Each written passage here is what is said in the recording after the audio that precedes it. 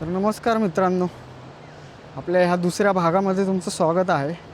मी आलो आहे पद्मदुर्ग किल्ल्याच्या किनारपट्टीवर आहे. आता मी बोट शोधणार आहे.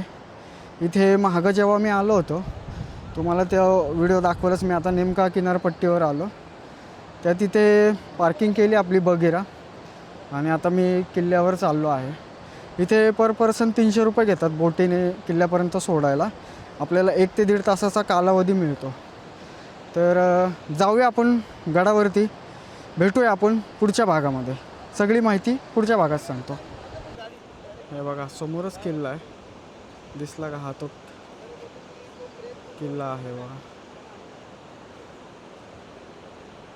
खूप लांब आहे. तर किती वेळ लागतो जायला माहीत नाही. आता इथे बोटवाले कोण आहेत त्यांना शोधावं लागेल मला.